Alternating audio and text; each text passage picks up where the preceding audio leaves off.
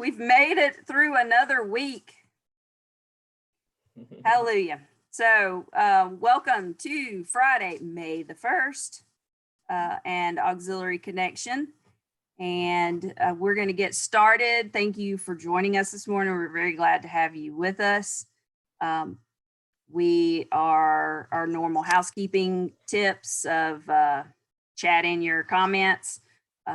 We've got Dr. Michelle Cook with us this morning, and most of what we've decided is that we're going to do questions towards the end. So as something comes up, please chat your comments or questions in, and we will get to them, I promise. And if you are watching us on YouTube live, please chat your comments in or questions as well, and we will, Julia will be pulling those over to Zoom for us to ask Dr. Cook. And if you're watching after the fact, you can use the auxiliary.uga.edu website, click on the Auxiliary Connections tab, and then select Survey and Feedback.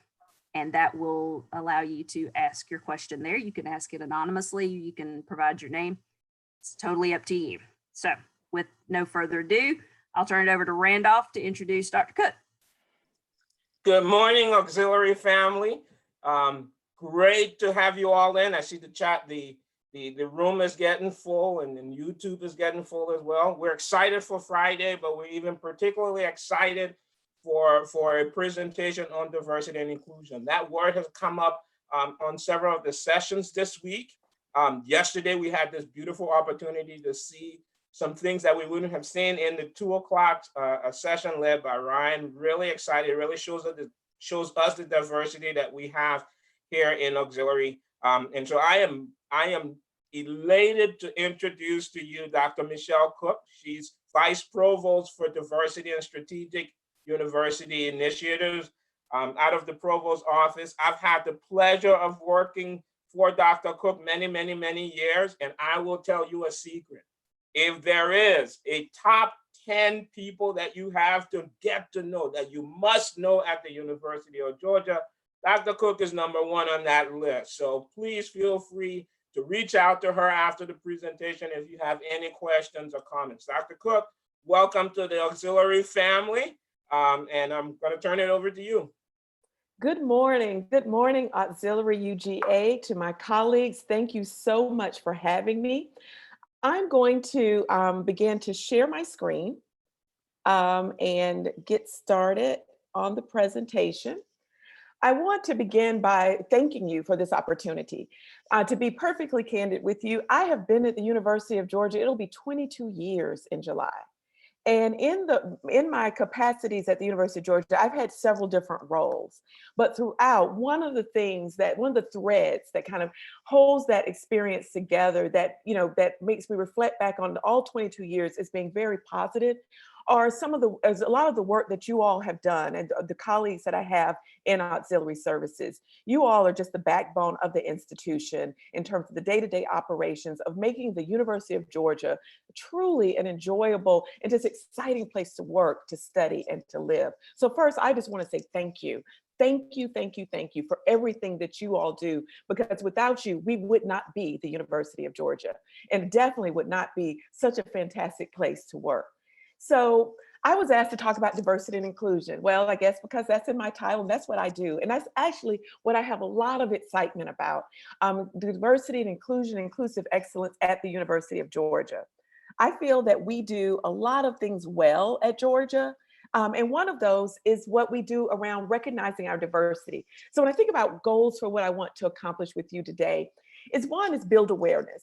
Because I think so often we get into our trenches of how we do things, of our norms, of our routines, and we're just not quite aware of what's going on around us. And sometimes that can be in terms of the people, our colleagues, the difference, the similarities, and we just kind of keep doing the same thing. Every day is just like the last day. But sometimes it's good to stop and to build our own awareness around our colleagues, around our diversity, around who we are and how we contribute to that. And that's a key piece I want you to have as a takeaway today, is your own part and your own role in diversity and how you contribute to the beauty that is the diversity at the University of Georgia. I also want to challenge you. I think that as we think about ourselves as a community, and I love that word, that's how I think about the University of Georgia. As I think about us, as we think about ourselves as a community of folks who live and work and study at this incredible institution, we always want to challenge ourselves. I value the opportunities to engage with people, to ask the hard questions, to push ourselves. After all, we are at the University of Georgia. It's an institution of higher education. And so as employees, as colleagues, we should always be pushing and challenging ourselves for that next thing. And sometimes challenge is uncomfortable, but that's okay. And I'm going to talk a little bit about that, about being comfortable with that discomfort. And then provide tools for practice. It's one thing to talk about, to have the awareness, to think, to challenge ourselves in different ways. But how do we do that? And how do we do that successfully? Because I can pretty much guarantee, if you are watching this, that you are a person who takes your role at the University of Georgia very seriously. You take your job seriously. And I would venture to say that you take pride in your work and that you do a good job. And so as a part of that, it's important that we not only tell you what our expectations are and we challenge you to be the best, but also provide some tools for you to get there. So let's start with where we are, the University of Georgia. And this is just an excerpt, honestly, from our mission statement. Our mission statement is broad because, as you all know, we handle a lot, we cover a lot. We are a huge, complex, complicated organization. But I wanted to pull out this excerpt because, as you can see, it has components of it that speak directly to diversity and inclusion. And so it talks about, through the programs and practices of the university, that we seek to foster the understanding of and respect for cultural differences necessary for an enlightened and educated citizenry. But it further provides for cultural, ethnic, gender, racial diversity in the faculty, staff, and student body. So we have put it out there as an institution. Diversity and inclusion are core and shared values for the University of Georgia.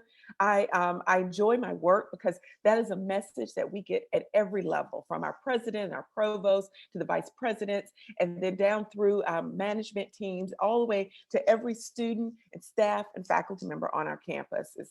And so it's really important for us to know that diversity and inclusion isn't just kind of what we do, but it is who we are. And so that's really, really important for you to recognize as we think about the role of diversity on the campus. I also will tell you that I didn't always do diversity work at Georgia. I started my career in the Franklin College of Arts and Sciences, actually in work that had nothing to do with diversity. And I really loved it. I have had many positive experiences in terms of work at the University of Georgia. But one of the things, and one of the reasons that I continue to work in this area, and one of the reasons I get up and get excited every day about it, is that I feel at the University of Georgia, there's a lot of goodwill about who we are, about our community. And our diversity is really about our community.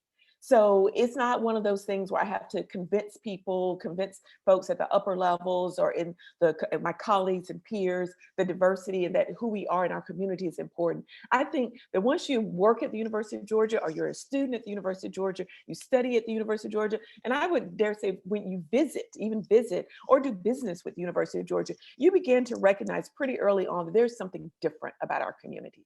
And I think that it is that commitment to being the best that we can be. And not only being that for myself in terms of who I am as an individual on this campus, but being that for my colleagues, being that for everyone I encounter. I work on North Campus. I love walking down the sidewalk of North Campus, maybe going to the library, going down to the Tate Center, and seeing people and smiling and saying good morning. And you get that back because we're an incredible community. And so that buy-in to community, I think, is foundational to what we do around diversity and inclusion. I always venture to say that you can't just come in and start talking about diversity if you don't have an underlying understanding that we are a community and we care about this place. We care about this place to the extent that we care about our own contributions and how we interact with others. And that's a key piece of what it means to be at the University of Georgia. So I want to start us with that. And then we can talk about diversity. I know that diversity, has been such a loaded term. And, come on, it has so many kind of political pieces. People use it, to their benefit in different ways.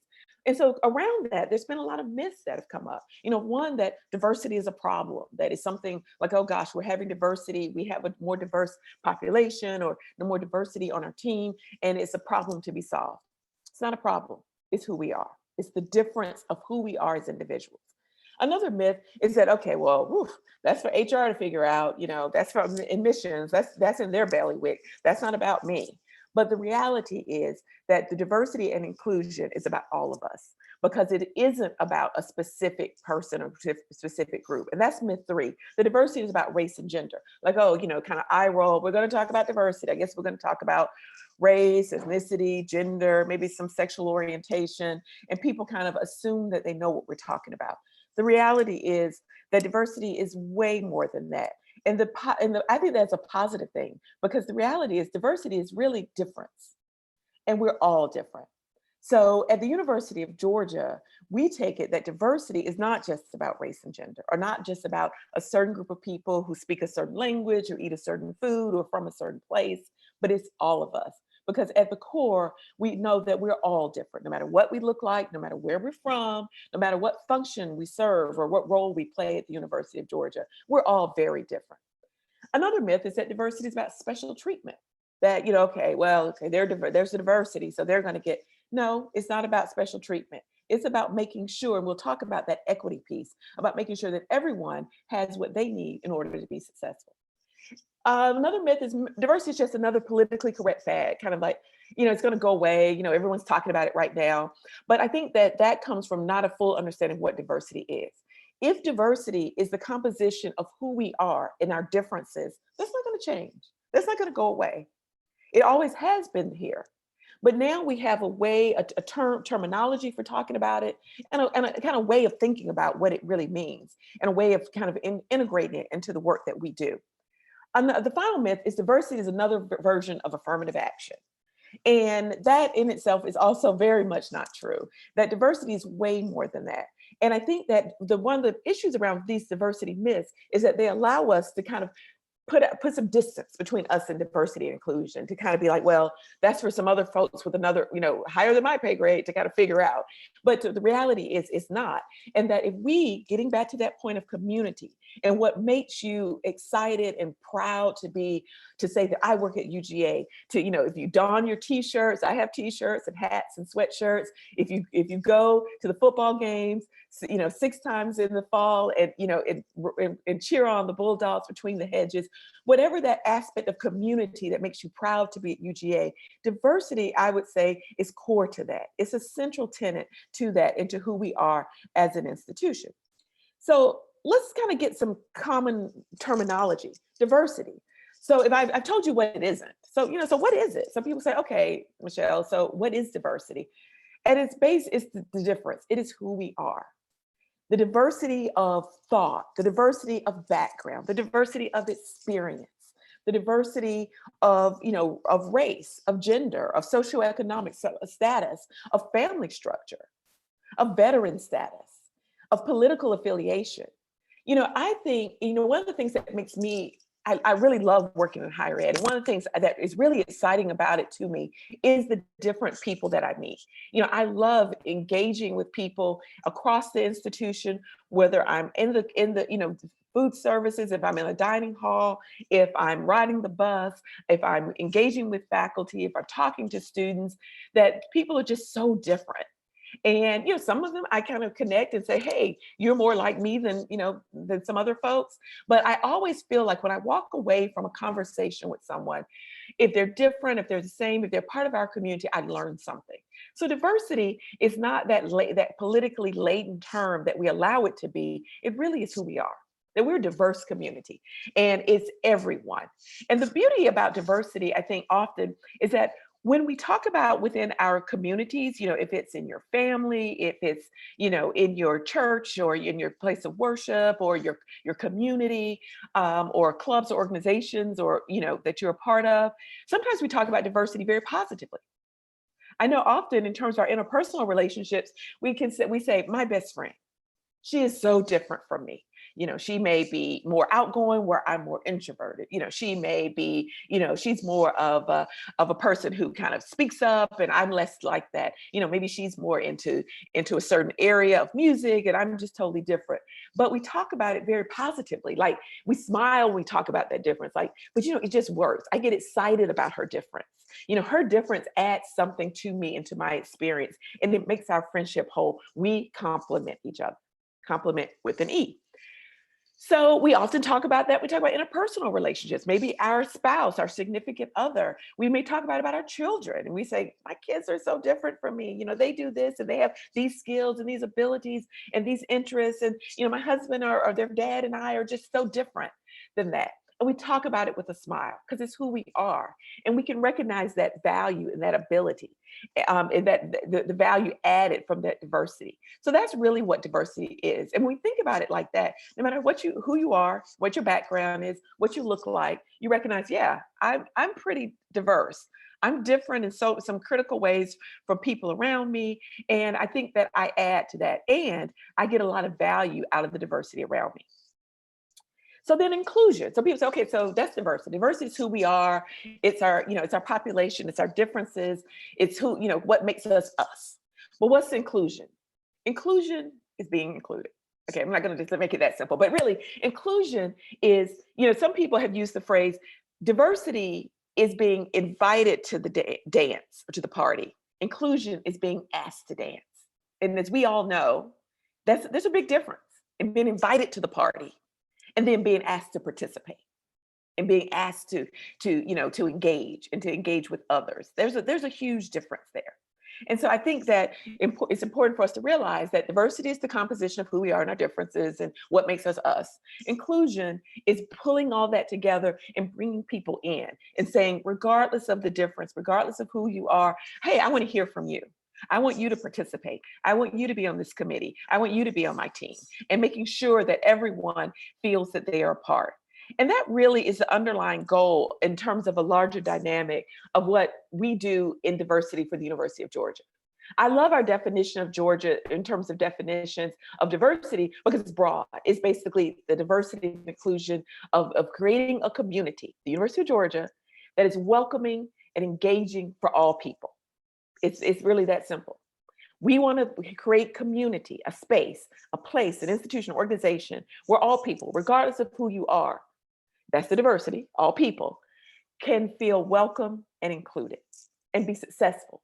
If you came here to study as a student, you can be successful. If you came here to work and make a living, you can be successful. If you came here as a professor to teach or to do research, you can be successful. If you are here as a vendor to do business with the University of Georgia, you can be successful. That we work to make sure that there are no barriers to your success at being at the University of Georgia. And that's what diversity and inclusion means to us. So I love cartoons and quotes. And so I was careful in putting together this presentation, not to overload you with too many cartoons and quotes, but I always have to include a few. And this is really what inclusion is about. For a fair selection, everybody has to take the same exam. Please climb that tree. Now, the test in and of itself is equal. Everyone has to do the same thing. Nobody's being given any special, special consideration. Everybody has to climb the tree. But when we look at the composition, the diversity, it's not quite that simple. For some, it's going to be pretty easy because they have the tools, they have the resources, if you will, that they need in order to climb the tree. For others, it's not going to be quite so simple, right?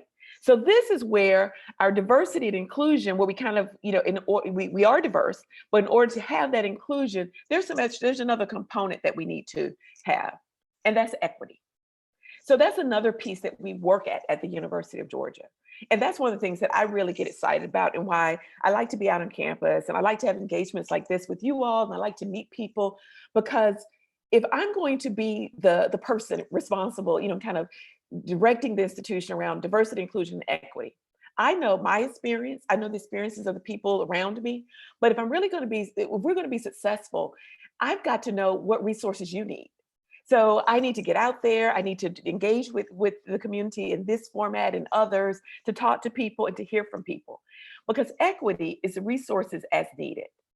So, everybody doesn't need the same thing. And we know that. I mean, we know that as a base level. We know that with our family, we know that with ourselves. We definitely know that if you have kids or around young people who, are trying to accomplish certain goals, that everyone has different needs. So this is another kind of illustration of that. We always talk about equality. So kind of equality is this idea that we give everybody the same thing. And that's kind of getting back to the cartoon. The test is the same, no special treatment. Everybody has to climb the tree. Here, everybody gets the same thing. Everybody gets one box to stand on. But as we can see, that's fine for some people, but it's not enough for others. So when we look at equity as opposed to equity, which is what we strive to do at the University of Georgia, to make sure that you and everyone in this community has the tools that they need to be successful. Someone may not need a box, like, really, I don't need a box, I'm good. And someone may say, I need a couple of boxes. I need more assistance. I need more resources in order to do this. And I think that, this is being highlighted during this time period, right? During this time period of the pandemic and COVID-19, when we see that we cannot just put out kind of unilateral processes and practices for everyone. We're seeing that with faculty, staff, and students, that when we start to talk about this, we can't just say everybody gets this, because we have different needs. People are coming from different places. Job functions are different. People's individual needs are different. People's medical and family needs are very different. We're all coming from different places, and we want to make sure that we are meeting those needs. Now, the next iteration of this cartoon is one I really like, because it talks about the reality is that we start from very different places. Some people come in and they don't have any needs. They kind of come in with a head start. And, but then what we look at the equity piece, but our real goal is what they call in this cartoon liberation. We want to get to a point as an institution that there isn't a fence. There's no barriers. There's no barriers to you having full access to the University of Georgia and all of its resources.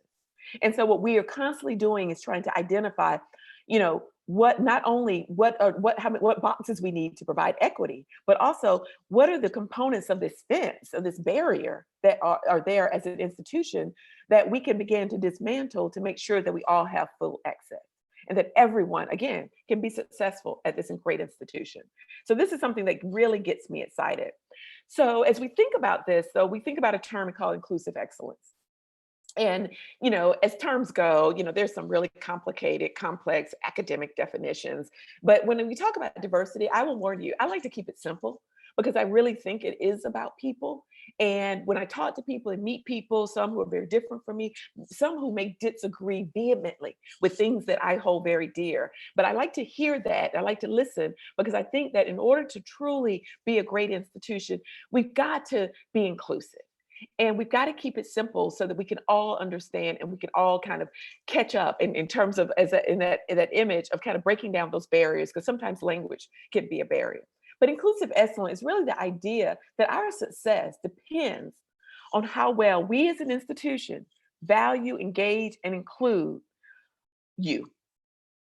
The rich diversity of our students, our staff, our faculty, administrators, our alumni. We've got to include, engage, and value you. And in as much as we're able to do that and be as inclusive as possible, just bring all aspects of our community together, we'll become more excellent. So the idea is that going back to those myths, that diversity is not a problem. It's not an issue to be solved. It's like, oh gosh, this is something we got to work on. But rather, it is an opportunity. It is an opportunity for us to build as an institution, for us to build on this community, to make it better, to make it where, so we continue that the University of Georgia, there's something special about that place. We know it, but that everyone who comes here and has interactions with our community knows there is something special about this place. And so that's what that inclusive excellence is. It's about the more we include, the more we're able to value, engage, and include individuals of our community, the better we will be overall. And that our success, what I like about it here is that it's not like, oh, it'll just be good. It'll be good for us. And so it's a great thing to do. Like, why not? But our success depends on it. And if we can all, understand that the success of my job, the success of the work that I do at the University of Georgia is dependent on how well I'm able to value and engage and include others around me. My success in my role is dependent on how well I'm able to value and engage, if it's students or it's my colleagues or peers or, the folks who I work for or report to, the people who work for and report to me. I like that because that builds community. Then it's not just so much about the self and my own success, but if my success is dependent upon your success and your engagement, then that pushes me out. That pushes me out into the community. That pushes me out into the campus in ways that I might not think about. I might just kind of stay in my silo and kind of, here's my part. This is my role. That's all they ask me to do. But then I see myself as kind of an interactive part. And that there's this interdependence on this campus that makes the entire enterprise function and the entire enterprise successful. But more importantly, it's what makes me successful. And I think one of the things I think that is so special about UGA is that I think that at our core, people who work and live and study do think this. That's why we have such great community. But thinking about it in terms of our diversity and inclusion helps us to put words around it. But I think you're already probably doing this in so many ways that you're valuing, engaging, including others. And that's why you're having success. But now we can think about doing it with some intentionality, as I talked about earlier, kind of, thinking about it in terms of, oh, wow, I hadn't thought about it this way. And so that's what's important. So a challenge, as I said, hey, we got to challenge ourselves. We got to keep growing. So I would challenge you to take the time to learn more about people who you think are different from yourself. And this is not some like special project you have to go out and do, because as I mentioned, you're coming in contact with people who are different than yourself constantly in your work. They're all around you, be either your peers or, students or others on campus, other staff members. But sometimes we don't take the time to learn more. We just say, oh, she does that, or she engages in that. We know she does it. I don't know why she does it. I just know that she does that, or she eats that certain food, or she doesn't eat this certain food. But sometimes it's as simple as saying, hey, I've noticed that you do this. Can you tell me a little bit more about that? And as we know, we like to talk about ourselves, and we like to talk about what matters to us. And that's the same about other people. But it gives you an opportunity to learn. And I'd like, out of this challenge, the most important part, it's not about, you're not doing it because, okay, she said do it. I think it's kind of, okay, fine, but to learn more. And if you could take something out of the challenge, the challenge is about learning more. And learning, as we all know, is not just about the academics. It's not just about the books. Learning is a lifelong process. And one of the values about being in such a diverse and, and dynamic community as the University of Georgia is that you have the opportunity to continue to learn. And beyond, the books in the library and all those pieces, sometimes we haven't taken the time to learn about the people around us. And so I challenge you to do that. And I often challenge myself to do that. I kind of can get in my silo. I can get into okay, here's my inbox. I've got to manage these things. I have these meetings. I have these responsibilities. This is what I got to do today. And people are going past me and I'm just I'm looking down, not looking up.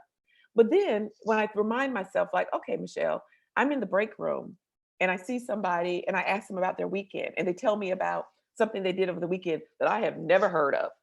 And I say, okay, that's interesting. Tell me a little bit more about that. It's taking the time to learn. And it's also building community. So when we talk about diversity, though, there are different types of diversity. It's so much. It's kind of like having a list of difference. It's that's why I have et cetera at the end. It's impossible to kind of have an exhaustive, finite list in terms of what all the different types of diversity. And and this is not a value. This is really just alphabetical. And some of the common types. Age, ability, education, ethnicity, gender, language, political, religion, socioeconomic, sexual orientation, all of those pieces. And so it just reminds us that we are diverse. If you kind of think about yourself and where you fit in any of these different categories, we're different. And one of the areas of diversity that I like to talk about a lot in terms of helping people to think about how they're diverse and what diversity means is age. And age is one of those because, if we, like I said, I've worked at the University of Georgia 22 years now. If we continue to work and to live in this space, we will hit different, kind of junctures and that kind of age diversity where we'll be the new person, the new person in the office or in the job where we're learning and we're picking up and we're soaking it all in, to we'll be kind of the seasoned person much later where people are like, oh, ask her. She has the institutional memory. She's been here for a while. She know how things go. And we can see that diversity that happens within our own lives. And so there's these different types. And if we look at these and we think about where we stand in these various different categories and think about folks around us, there's a lot of opportunity to learn. So that first challenge, that's an easy one. Y'all can do that, with no problem, because there's a lot of diversity and there's a lot of opportunities to learn more. So, but let's talk about the second challenge. The second challenge is staying engaged even when it's uncomfortable. And this is the one that I think is probably a little bit more difficult, because so often what we find ourselves in around diversity and inclusion is a kind of a difficult and uncomfortable conversation. It might be around a race, around gender, it might be around age, because as one of the things we know that in most of the working environments in the United States, we have up to 4, sometimes 5, but definitely up to 4 generations, maybe working in the same space, kind of working in the same function at the university. So, sometimes the age thing can be a challenge. If you're young and new and you're excited and you want to do some new and innovative things, and someone from another generation or someone who's been here for a longer time, you feel like, they're just stuck in their ways. We're never going to progress. We're never going to move forward. It can cause some friction. And sometimes even in that kind of, I would say, more basic area of diversity, because it's one that we're all going to move through, people can just, tap out, say, yeah, I'm not gonna talk to her anymore. I tried to talk to her about new ideas. I tried to talk to her about ways we could do things, but she's set in her ways. She's been here forever. She's not engaged. And sometimes it can be around more difficult issues. It can be around race. It can be around politics. And people are engaged in conversation, and you say you have an opinion and you want to engage. And you say, you know what, I'm not going to say anything. Or maybe something as simple as you say, I want to say something, but I don't know what to say. I don't know what language to use. I don't want to offend someone because, what word do they use now? How do they describe themselves? I don't want to use a word and then I end up offending someone and it goes wrong. And I'm like, well, that wasn't my intention. I'm not a this. I'm not a racist. I'm not a sexist. I'm not homophobic. I didn't mean that. That is where it gets tricky, because that's where I challenge you to stay engaged. Not only may it get uncomfortable, but you also might not have the answers. Spoiler alert, I don't have all the answers. Sometimes people have introduced me as a diversity expert, and I cringe when I hear that. I'm like, a diversity expert? How can somebody be an expert in differences among people? No, I'm a practitioner. I practice. I work on it. Just like they say, doctors practice medicine. I'm practicing because people are people and people are different and people come from different places. And I will tell you, I have done presentations where at the end of the presentation, someone has come up to me and said, I was offended by what you said around this, or the word you use, or that's not a word that, I'm part of that population and we don't use that word. I don't appreciate that word. I can't just say, okay, I'm not going to do this anymore. It's important to stay engaged.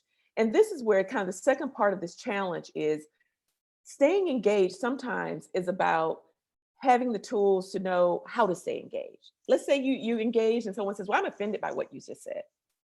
And people can be offended. That's no problem. Their offense is not necessarily a reflection of what your intention was. You may have had the best of intentions. But what do? I'm offended by what you just said. When people have said that to me, and again, they have in some formal presentations, I try to utilize what I think is one of the least utilized phrases in the English language. I'm sorry. That wasn't my intention. I'm sorry. I don't get defensive and say, do you know who I am? Do you know the work that I do? I'm a professional. I'm a practitioner. I do this on a daily basis. I don't go there. I step back and I just say, oh, because clearly I offended them. I know it wasn't my intention, but I also see this as an opportunity to learn. So my question then becomes, I'm sorry. That wasn't my intention. First, let them know that wasn't what I was trying to do. And I'm sorry affirms that I see and I hear that you were offended or upset or hurt by my words. But then then it becomes back to that learning. Please tell me how that offended you and how could I have done that better? And so sometimes staying engaged when it's uncomfortable is being the person to say, I'm sorry. I didn't mean to hurt you. I'm just trying to kind of be a part of this conversation. I'm just trying to, reflect my position. I'm trying to learn more about what you think. Can you tell me a little bit more about why do you find that offensive? If we had more of that and less of the posturing and the defensive, that wasn't what I was meaning, and the back and forth and the yelling, we would have dialogue and we'd have engagement. And quickly it moves from being uncomfortable about being called out, that you were somebody that was offended, to a learning moment. The person then, it's kind of like, okay, well, let me tell you why I was offended. And I'm like, oh, that's a perspective I've never heard or thought about. Thank you. Thank you for sharing that. So, this is important on a lot of different levels. But for me, at a core level, and I told you I like quotes, it's important for this reason. And this is a quote, and this is Martin Luther King, but other people have said there's an Irish philosopher who has another term of saying the same thing, that the problem, and King says the ultimate tragedy is not oppression and cruelty by the bad people, but the silence over that by the good people. So basically, the problem here is that not what bad people are doing. People who don't have good intentions, who are trying to hurt, who are trying to kind of throw a grenade and light up the room and kind of get everybody upset they're going to do that anyway. That's who they are. That's not going to stop. You're not going to stop them. But what about the good people? What about those of us, the good intended people? If we're not willing to engage, then the only noise will be that'll be the oppression and the cruelty. It'll only be the bad people spouting divisive and hurtful words that break down our community. But good people have to step in with balance, with civility, and say, no, I think this, and to step in, to be willing to do that. And that's a challenge, and that can be difficult, but I think that's where it's important. So I often tell people when I talk about this, that you're going to step in it. And it's going to be sticky and it's going to stink and you're going to be embarrassed. But, if you just say, hey, I'm sorry, I didn't mean to offend you. I really want to learn. Help me to understand what that means to you and why that was offensive and how, what I could have said differently. If we do that, then I think the voice of the good, because I think in terms of the quantity, there's more of the good, well-intended people out there, definitely in our community, but we have to be willing. We have to accept that challenge to speak up and to be willing to engage, even when it's uncomfortable. So the third challenge is really to work locally and make an impact. And this is really about us as the University of Georgia. This is about us as a community that, we have to work locally at our institution to make sure we make an impact. Sometimes when we think about some of these issues, they can be socioeconomic issues, it can be religious or political or racial or gender. These issues, when we look at them and hear the pundits on television, they just seem so huge and so large. And you're kind of like, why bother? Gosh, I want to make a difference. I want to engage. I want to get out there and help. I want to make people feel good about themselves and make them feel included. But, when I hear about it on television, it just feels like the problems are so large. And they are. They're large, they're huge, they're systemic, they're deeply ingrained and all those things. But one of the things that makes me excited about being at the University of Georgia is that when I look at my local community, the people around me, I realize I can make a difference here.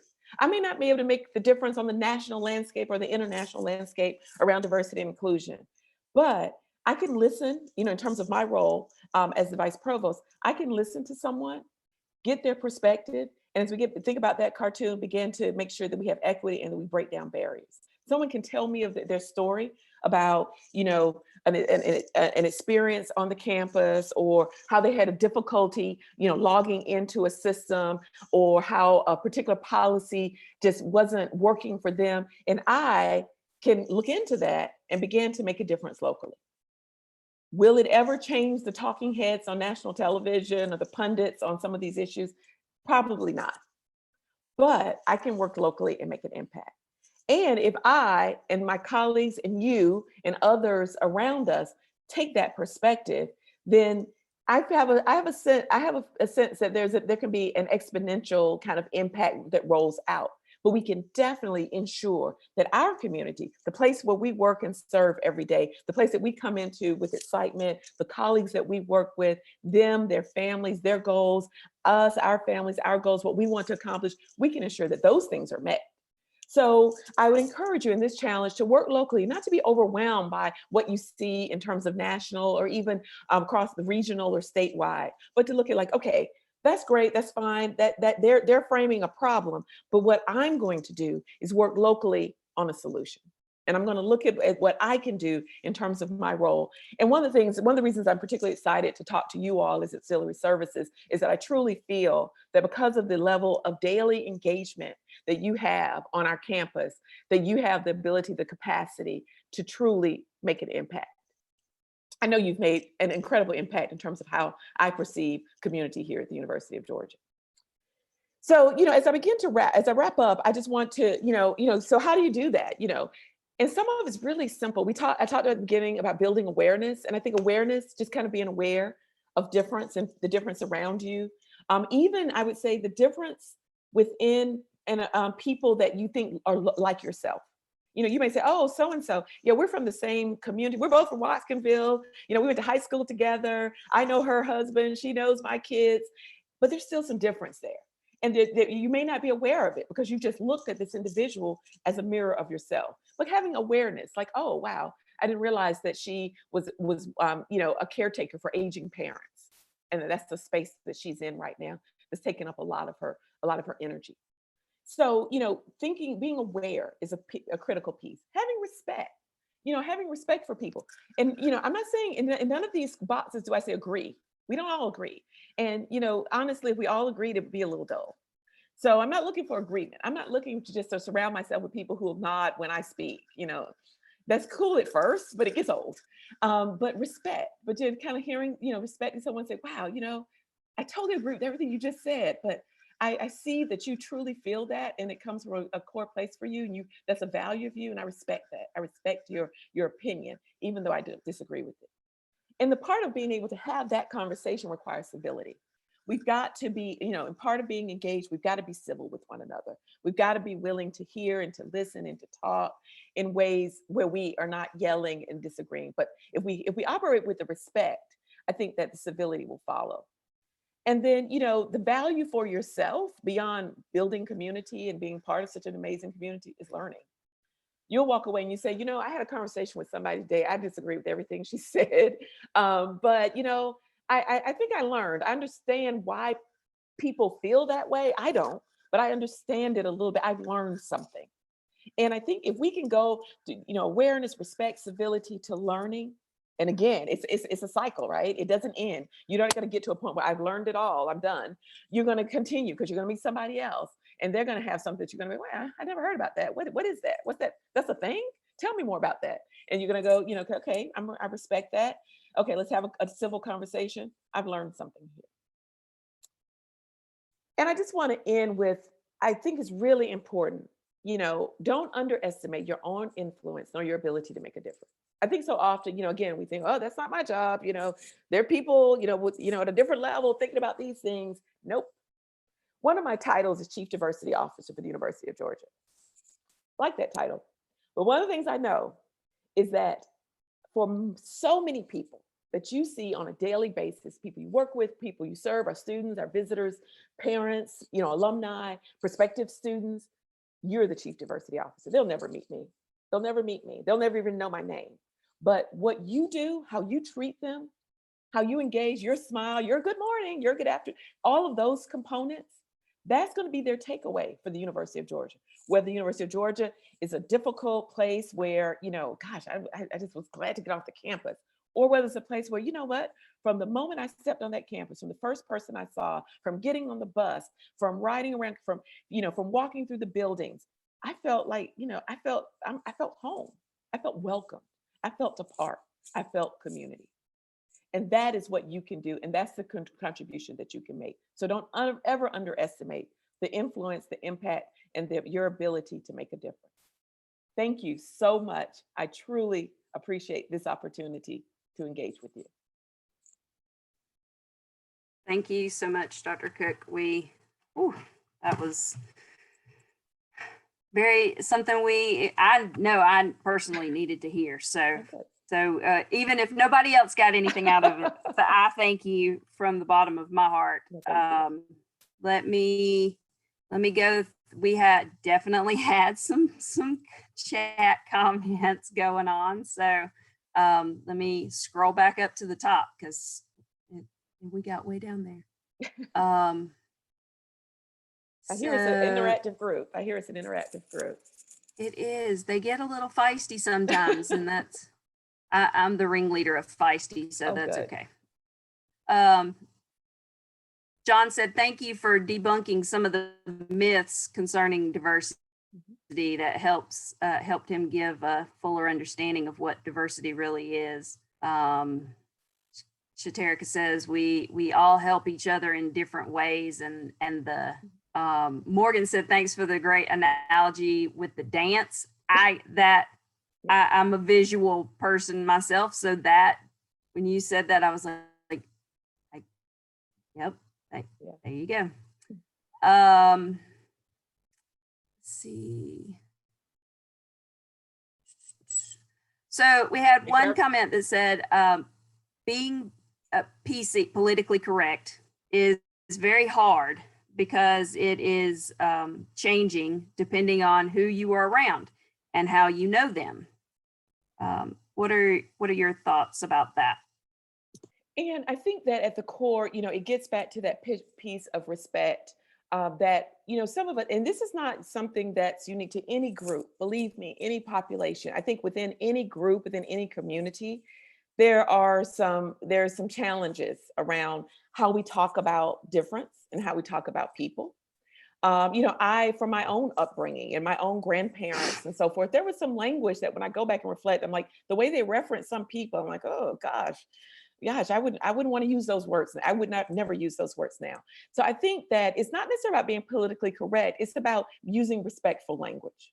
Even if we think about our own communities, we think about issues around gender, how we've referenced or referred to women and folks and different individuals. We just need to think about the language that we use. And I get it. We all come from backgrounds and communities that have a certain set of language and words that we use.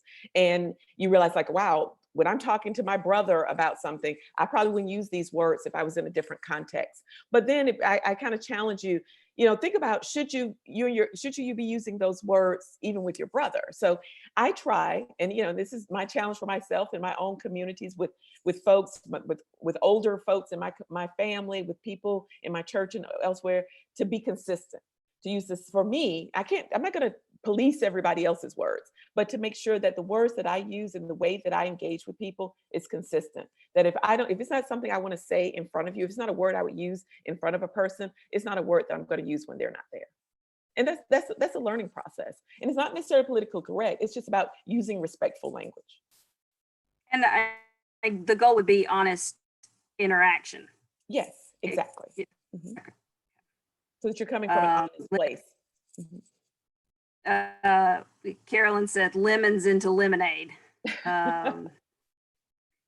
So Michael said, perhaps if we root our communication in compassion and empathy, political correctness takes care of itself. Absolutely. Absolutely. How would you want someone to talk about you or your mother or your, people in your community, people you care about, and think about that and kind of reflect that in terms of how the words that you use and how you engage. Terry says, I feel that not everyone will agree with each other, but if we're willing to listen and get to know each other, the world could become better. Just saying. Oh, absolutely. Yes.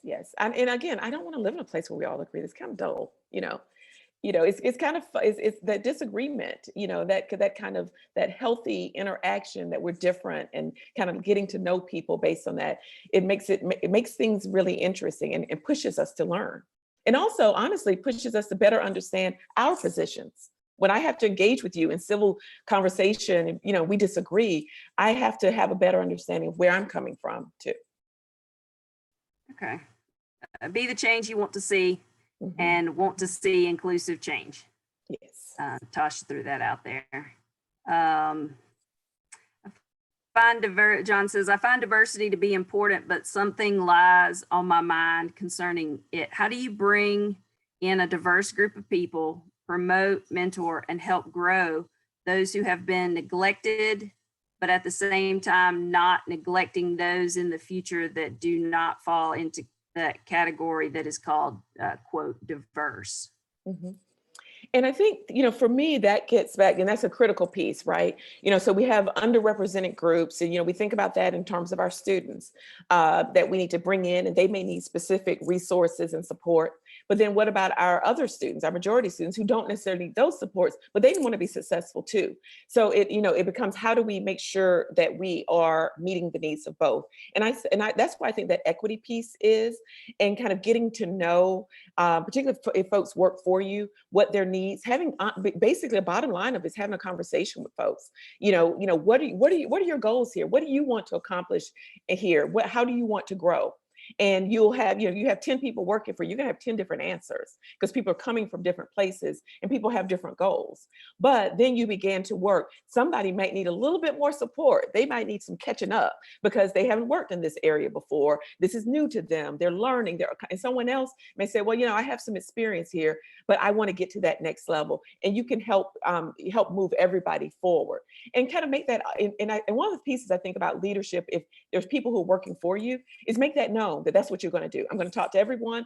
I'm going to help everybody get to where they want to go. I know people are coming from different places. I'm going to try to meet you where you are. So you let everyone know, be very transparent. I think a lot of pieces about diversity and inclusion are about communication and being transparent. This is what I'm going to do. I'm going to make sure everybody succeeds. But each person's going to need a different thing to get there. So I'm going to try to help you get there and keep communicating with me to make sure that I'm meeting your needs. But that's a great question because that's a huge challenge. How should folks reach out to you if they are struggling with this arena and really want to talk through it with someone? Absolutely. They should, I would say, probably, particularly since we're not physically in the office right now, email me. I am mgcook@uga.edu, mgcook, and I would be more than happy to have a conversation to help you work through something. And again, as I mentioned before, in order for me to really serve the campus community, I need to hear from people. I need to know what I don't know. And I can think, oh, wow, things are going great. And there can be an entire pocket of the campus where people think, no, it's not really working that well. I hear her talking all those great words, but that's not my experience. So I need to hear that experience and help you work through that. So please email me. I would really appreciate the opportunity to engage personally. Awesome. As Tamala mentioned, you mentioned how diversity is not about affirmative action. Mm-hmm. But what are your thoughts about that matter? Affirmative action is a federal policy that has unique and specific federal and legal guidelines. And so, as an institution, we try to operate in terms of our diversity. One of the things I appreciate about the University of Georgia is that we do have an EOO office, the Equal Opportunity Office, and it is separate from diversity because they are really restricted and kind of their work is determined and guided by these legal federal guidelines, regulations, and laws. The Diversity and Inclusion Office is one that can build community and meet the needs of our specific community. So for me, I like that division. I think it's really important to have that division because diversity and inclusion then can be community-based, can be forward-looking, whereas we have this other arm of the institutions making sure that we don't break the law and that we do things legally. For example, that all positions are posted online and are available for anyone for a minimum of 5 days. There are those are laws that speak to affirmative action, to making sure that everyone has an opportunity to apply for positions and those types of things.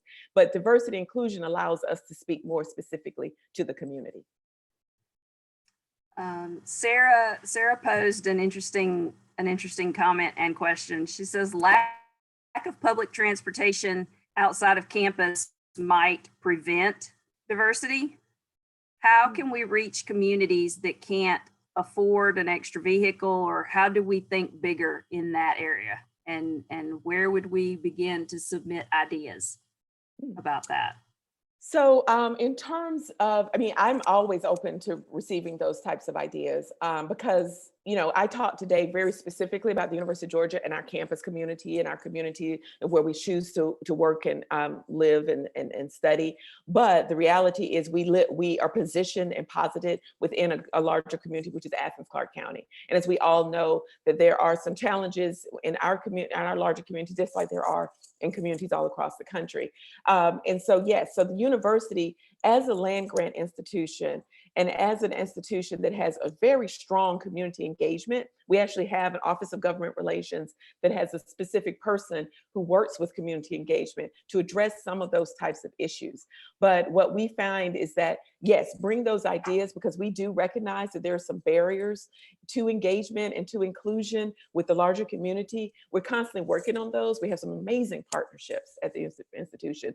I mean, way too many to name from every area of the university to work with the community. But I think that there's a lot more that we can do. And we're always open to hearing more about what we can do to engage and support the larger community. Because we, you know, while we work at the University of Georgia, we all come from somewhere. We live somewhere. We're part of some community, and we want to make sure that the community around us is supported.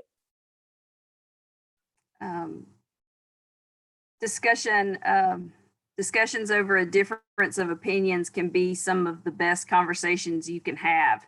I'm not sure who that was. That's a good point. It was almost an anonymous kind of auxiliary iPad comment. So we'll go with that.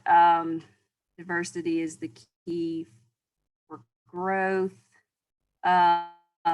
Gregory Guy says, diversity reminds me of a potluck. Everyone brings something different to the table, and even if it's the same dish, most likely it's not prepared the same way. That's a good way. That's a good point. Absolutely.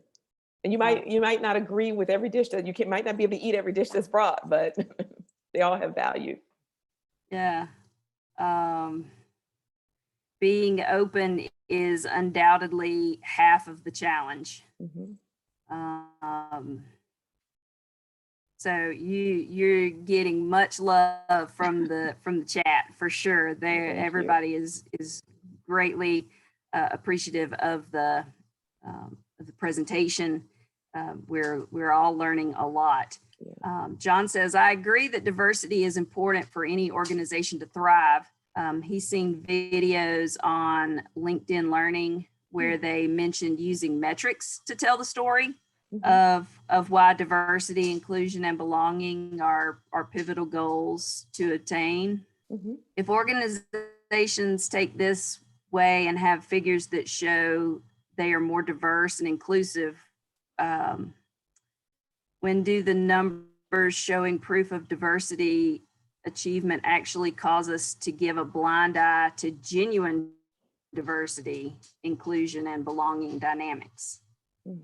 So when are we data driven and not actually seeing that Right. that And- actual diversity, And inclusion? that's a great point because that's an important balance, because I think people can feel more comfortable with data, right? Because we can count it. If we can count it, we know if we set a number and we reach the number that we are successful. So people feel comfortable there sometimes. It's harder in that touchy-feely, like, well, do people feel included? Do they feel welcome? But that's one of the things at the university I think we've been very good at doing is looking at both. So yes, we have folks who can slice and dice the numbers 100 different ways to show trends and improvements and areas for growth. But then we also try to make sure that we get that qualitative, that kind of, what are people feeling? Do people feel that they're included? Do people feel that they can be successful here? Are people, you know, what are some of the things that show that people are being successful here? And so that's really important to me. And that's why that dialogue and doing things like this and engaging with people across the community are so important. Because for me to send you a bunch of graphs and show you how excited you should feel about being at the University of Georgia isn't the same as engaging with you personally.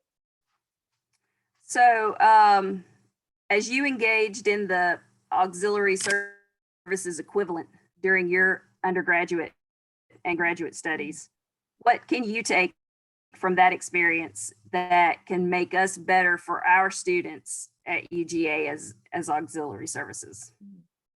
It's been a minute. It's been a while. I'm not going to tell you how long when I was an undergraduate student, but I specifically remember some names and faces of people who worked in the auxiliary services at the institution I went to.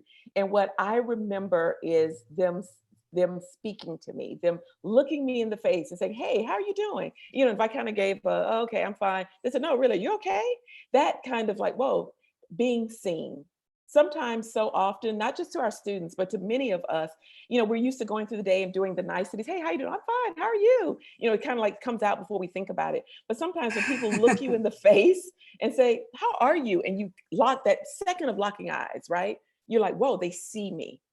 And I think that that is so critical, that people need to be seen because we're a big place and people will come in contact with maybe a thousand people in a day in some capacity, even just walking around going to class.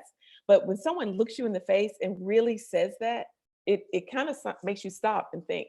So I think that's my takeaway. That's what I remember from being a student. When folks in auxiliary service and folks who worked on the campus looked at me and saw me and really seemed to care. You say that about us just out of habit, saying, "I'm fine, thanks. How Mhm. are you?" You know, and every now and then people will respond, and my response to that is, all you know, and they'll be completely honest, and I'll say, "Oh, well, I didn't know we were going to be honest." Well, I mean, Exactly. Oh, that's a different conversation. Yeah. I'm tired. I'm tired, and I'm ready for a nap. Exactly. And it's Friday, you know, all It's of that. Friday. Yeah. So Shaterika says, "I know you gave us some challenge. You challenged us, but what about yours? What's your next step? What's the challenge for you? What are your goals?" That's a great question. And you know, and I'm developing that right now. And again, related to COVID-19, the pandemic, when we start to come back to campus, I'm really talking about, and I'm on one of the work groups for the institution having a couple of conversations about what does this mean for our community, that we're not going to just be, let's say if the virus went away tomorrow and we all came back to campus Monday, we're not going to be the same. We're not going to be the same as a community. We're not going to be the same as individuals.